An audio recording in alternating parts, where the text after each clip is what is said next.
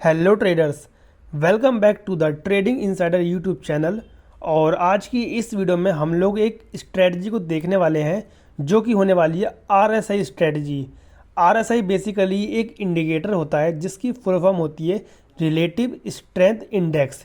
Basically ये indicator करता क्या है, मार्केट में जो बाइंग हो रही होती है या सेलिंग हो रही होती है उसकी स्ट्रेंथ को बताता है। लाइक अगर निफ्टी 50 में बाइंग हो रही है तो उस बाइंग में स्ट्रेंथ है कि नहीं है, ये चीज़ हमको आरएसआई बताता है, जिसकी हेल्प से हम लोग देख के ये कंफर्म कर सकते हैं कि हाँ हमको बाइंग का ट्रेड लेना चाहिए या नहीं लेना चाहिए। अगर स्ट्रेंथ कम होगी तो वहाँ पे हम ट्रेड अवॉइड करेंगे, स्ट्रेंथ सही होगी तो वहाँ पे हम लोग ट्रेड प्लान करेंगे। ओके, तो हम लोग इसी आरएसआई को यूज़ करके अपना ट्रेड किस तरीके से प्लान कर सकते हैं वो मैं आपको इस वीडियो में बताऊँगा। तो वीडियो में एंड तक बने रहना, काफ़ी हेल्पफुल रहने वाली है वीडियो और काफ़ी कुछ नया जानने को मिलेगा। तो चलिए स्टार्ट करते हैं अब।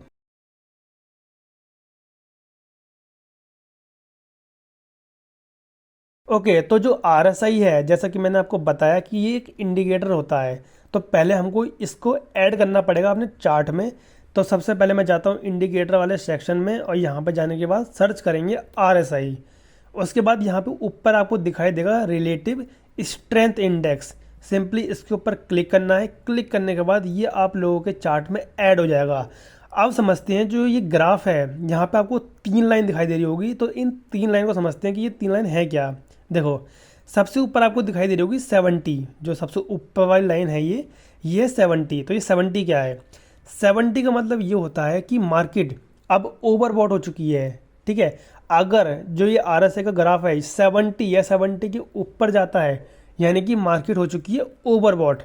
ओवरबॉट का मतलब क्या?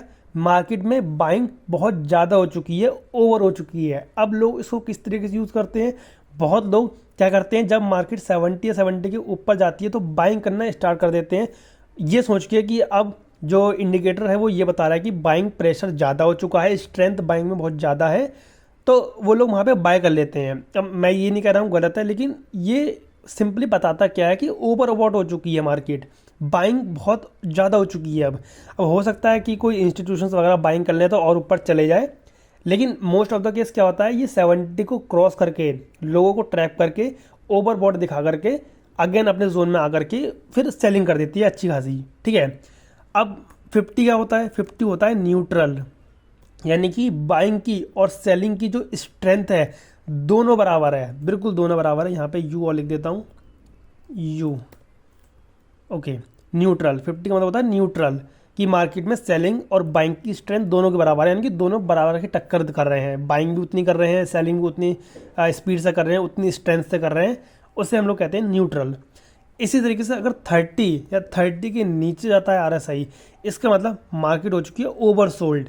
ओवरसोल्ड का मतलब भी वही कि मार्केट में सेलिंग ओवर हो चुकी है, काफ़ी ज़्यादा सेलिंग अब मार्केट में हो चुकी है। राइट, अब सेम इसी तरीके से लोग जैसे 70 के ऊपर जाकर के बाय करते थे, लोग 30 के नीचे भी सेल कर देते हैं।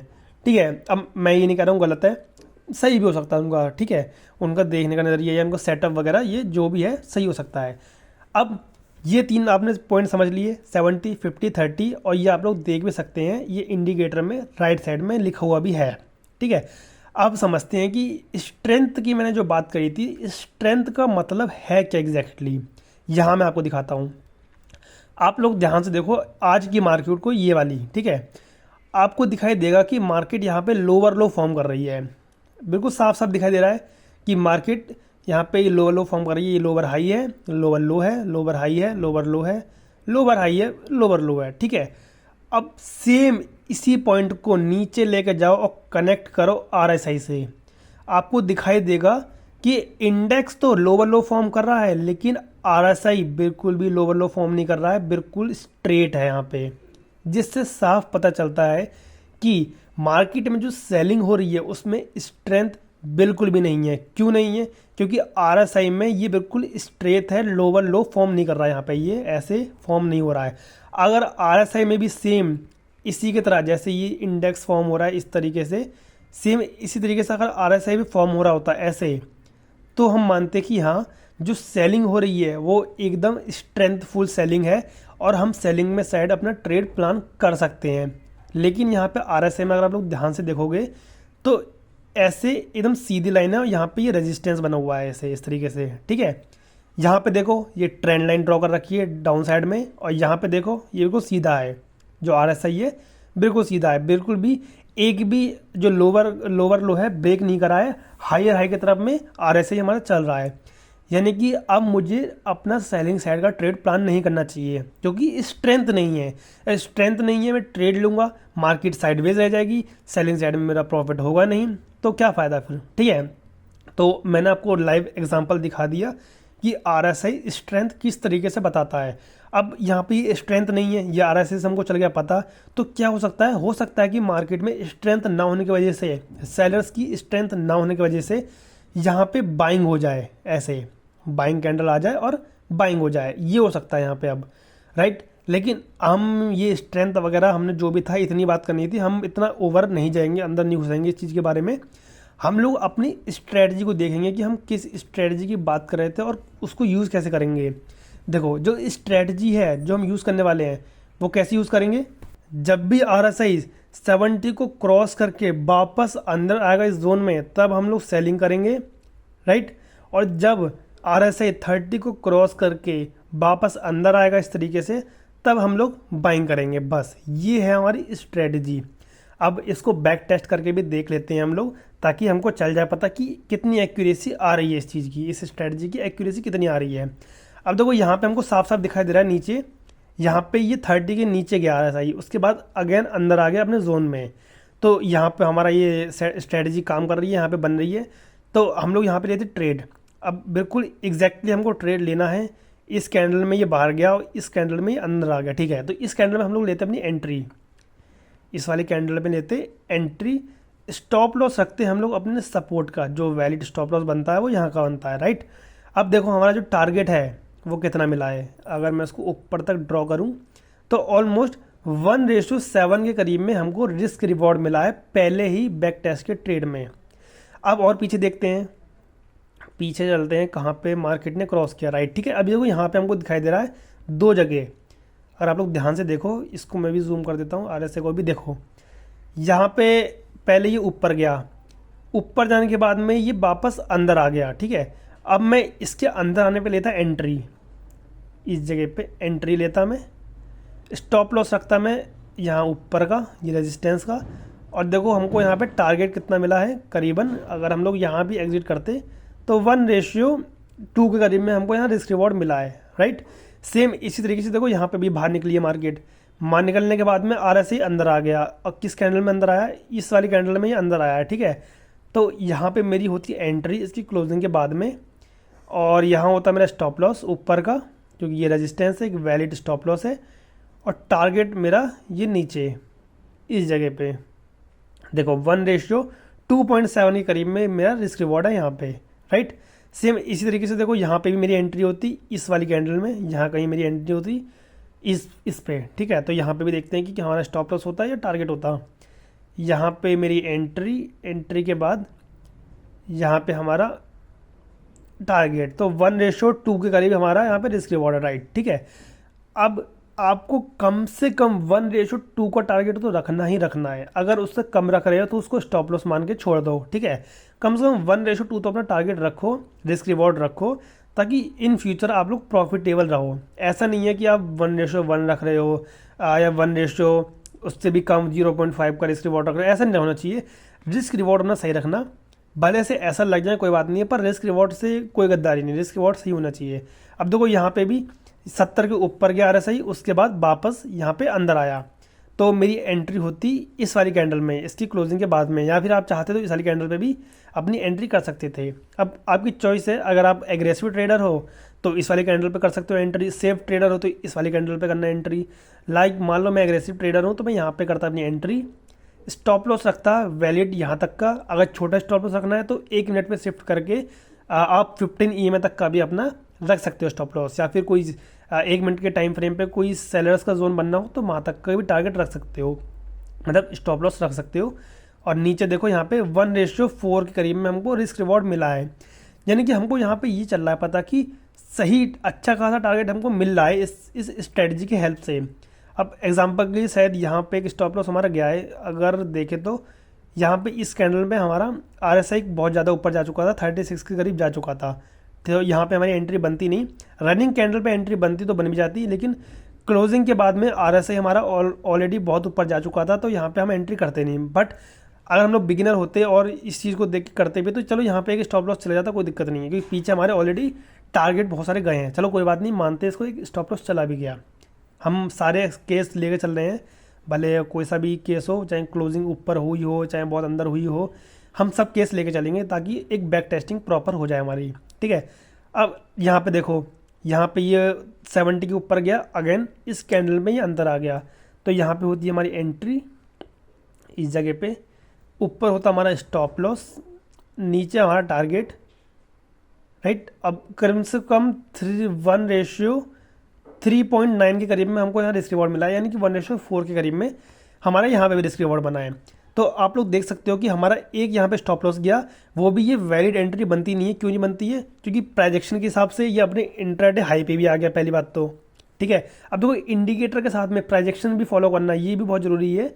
इंडिकेटर के साथ में प्राइजेक्शन भी अपना फॉलो करना। देखो यहाँ पे कितना क्रूशियल लेवल है, तो या तो वैसे एंट्री बनती नहीं है, वैलिड एंट्री बनती नहीं है, बट अगर अकॉर्डिंग टू RSI हम लोग यहाँ पे एंट्री बनाते भी, तब भी RSI भी हमारा क्लोजिंग के बाद 36.5 पे पहुँच चुका था, जो कि लेट हो चुका है, काफ़ी ज़्यादा RSI अंदर जा चुका है। तो यहाँ से वैसे एंट्री बनती नहीं थी, बट फिर भी मान लो हम लोग अगर एंट्री बनाते भी तो चलो एक स्टॉप लॉस हमारा चला गया, कोई बात नहीं है, कोई दिक्कत नहीं है। हमारे बाकी के जो ट्रेड हमने देखे बैक टेस्टिंग में, उनमें हमको टारगेट ही मिला है, राइट। यानी कि RSI की जो स्ट्रेटजी है उसकी एक्यूरेसी अच्छी खासी है, हम इसको यूज़ कर सकते हैं। अब जो ये RSI है इसको हम इंडेक्स के अलावा स्टॉक्स में भी यूज़ कर सकते हैं, राइट। अब मैं आपको बताता हूँ, मान लो एग्जांपल के लिए HDFC बैंक का स्टॉक है, HDFC बैंक। अगर आप लोग इन्वेस्टिंग कर रहे हो तो मैं आप लोगों को सजेस्ट करूंगा कि आप डेली टाइम फ्रेम पे RSI को यूज़ करना। लाइक मैंने यहाँ पे डेली टाइम फ्रेम पे कन्वर्ट कर दिया। अब देखो यहाँ पे डेली टाइम फ्रेम पे RSI 30 को क्रॉस किया, नीचे देखना 30 को क्रॉस किया, क्रॉस करने के बाद में अगेन इस कैंडल में वापस अंदर आ गया। तो अगर हमको इन्वेस्टिंग करनी भी होती तो हम लोग इस कैंडल पे एंट्री बनाते, अपना स्टॉप लॉस के नीचे रखते, ये प्रीवियस वाले एरिया में, जो ये वाला एरिया है यहाँ पे स्टॉप लॉस रखते, और इस टाइम पे हमको करीबन 6% का रिटर्न मिल रहा होता, 6.8% का रिटर्न मुझे यहाँ पे मिल रहा होता। देखो, तो आप लोग इसको स्टॉक्स में भी यूज़ कर सकते हो, ओके। अब देखो स्टॉक्स में आप लोग हमेशा तो देखोगे नहीं चार्ट को, अब स्टॉक्स तो बहुत सारे हैं। अब आपको जो जो स्टॉक्स में बाइंग करनी है या सेलिंग करनी है, सिंपली उस चार्ट को ओपन करना। ओपन करने के बाद मैं आपको एक तरीका बताता हूँ जिसकी हेल्प से आप लोग बिना चार्ट को ओपन रखे पता कर सकते हो कि RSI की वैल्यू क्रॉस हो चुकी है या नहीं हो चुकी है। अब ये चीज़ कैसे होगी, इसके लिए आपको यूज़ करना पड़ेगा टेक अलर्ट्स को। अभी टेक अलर्ट्स क्या है? टेक अलर्ट्स आपको धन में एक फीचर मिलता है, फ्री ऑफ कॉस्ट फीचर है, ये आपको धन में मिलता है, जिसकी हेल्प से आप लोग इंडिकेटर वगैरह पे भी अपना अलर्ट लगा सकते हो। अब ये फीचर मैंने धन में सिर्फ देखा है और कहीं ब्रोकर में देखा नहीं है, ये टेक अलर्ट नाम का। तो अगर आपको टेक अलर्ट यूज़ करना है तो धन में आपका अकाउंट होना चाहिए। तो डिस्क्रिप्शन में मैंने लिंक दे रखा है, वहाँ पर जाकर अपना अकाउंट ओपन करवा लेना। ओपन करवाने के बाद अपना स्टॉक्स वगैरह का चार्ट ओपन करना पहले, और जब ओपन हो जाए चार्ट, सिंपली आपको करना क्या है, ऊपर देखो एक यहाँ पे घड़ी का आइकन दिखेगा, जो ये वॉच होती है, ये इसका आपको आइकन दिखेगा, यहाँ पे आपको दिखाई भी दे रहा होगा प्राइस अलर्ट, लेकिन हमको यूज़ करना है टेक्निकल अलर्ट, टेक अलर्ट्स। तो सिंपली आपको इस पर क्लिक करना है, ये वॉच पे, घड़ी पे, ठीक है। यहाँ पे मैंने ऑलरेडी एक अलर्ट लगा रखा है, इसको मैं डिलीट कर दूंगा, ओके। अब यहाँ पे आपको करना है क्या है, क्रिएट अलर्ट पे क्लिक करना है। क्रिएट अलर्ट पे क्लिक करने के बाद जहाँ पे HDFC बैंक लिखा है, यहाँ पे चूज़ करना है RSI। क्यों RSI यूज़ करना है? क्योंकि हम लोग RSI के बेस पे अपना इन्वेस्टिंग करेंगे, ट्रेड करेंगे। RSI 14 जो हम यूज़ कर रहे हैं, इसको हम लोग कहते हैं RSI 14। हमको कब अलार्म चाहिए? हमको अलार्म तब चाहिए जब क्रॉसिंग डाउन हो जाए, यानी कि 30 को जब क्रॉस कर दे RSI, तब ये अलार्म बजना, तब ये अलार्म बजे, और उसके बाद जब ये 30 को क्रॉस कर देगा तब हम लोग अपना इसमें पैसा इन्वेस्ट कर देंगे HDFC बैंक में। क्योंकि हमने क्या पढ़ा है, जब भी RSI 30 को क्रॉस करता है और वापस अंदर जाता है, तब ऊपर के साइड में एक अच्छा खासा मूव हमको देखने को मिलता है। तो हमने भी यहाँ पे यही किया है, जब RSI क्रॉस कर दे डाउन साइड में, यानी कि 30 को क्रॉस कर दे, तब ये अलार्म बज जाए। बजने के बाद में हम लोग चार्ट ओपन करेंगे। ओपन करने के बाद में जब अगेन ये RSI अंदर जाएगा, तो हम अपना पैसा इन्वेस्ट कर देंगे। ओके, अब एक ही बार बजना है या बार बार बजना है, ये आप लोग तय कर सकते हो, यहाँ पे लगा सकते हो ओनली वंस या एवरी टाइम। मैं एवरी टाइम यहाँ पे चूज़ करता हूँ। अब ये जो टेक अलर्ट है ये एक्सपायर कब हो जाए, यानी कि आपको कब तक के लिए चाहिए ये टेक अलर्ट। एग्जाम्पल के लिए मान लो मैं 20 मार्च तक का लगा देता हूँ कि 20 मार्च तक ये अलार्म वैलिड रहे, उसके बाद ये अपने आप एक्सपायर हो जाए। अब मैं यहाँ पे नोट भी लिख सकता हूँ कि मैंने ये अलार्म लगाया क्यों था। यहाँ पे मुझे करना था बाय HDFC बैंक शेयर, मैं ऐसे लिख दूंगा। और जब भी RSI क्रॉस करेगा मेरे पास ये टेक अलर्ट आ जाएगा। अलर्ट आने के बाद में मुझे दिखाई भी देगा कि मैंने क्यों लगाया था अलर्ट। अब मैं क्रिएट अलर्ट पे क्लिक कर दूंगा और मेरा अलर्ट यहाँ पे प्लेस हो जाएगा। ओके, अब इस तरीके से आप टेक अलर्ट यूज़ कर सकते हो। और जो टेक अलर्ट है वो आपको मिलता है धन के अंदर। तो धन एक बहुत ही पावरफुल ब्रोकर है, डिस्क्रिप्शन में लिंक है, जाकर अपना अकाउंट ओपन करवा लो। टेक अलर्ट को यूज़ कर लो RSI के साथ में। ओके, तो यहाँ पे मैं 1 डे सेट कर देता हूँ ताकि, क्योंकि मैं 1 डे टाइम फ्रेम पे इसको देख रहा हूँ। तो यहाँ पे 1 डे लग गया मेरा। ओके ठीक है, तो ये था इस वीडियो का टॉपिक कंप्लीट कि RSI कैसे यूज़ करना है, RSI स्ट्रेटजी होता क्या है, स्ट्रेंथ क्या होता है, मैंने आपको कंप्लीट बता दिया है। अब इस वीडियो की जानकारी आपको पसंद आई हो तो वीडियो को लाइक करना, इसी तरीके की वीडियो के लिए चैनल को सब्सक्राइब कर लेना। अब मिलेंगे नेक्स्ट वीडियो में, तब तक के लिए take care and thanks for watching this video guys.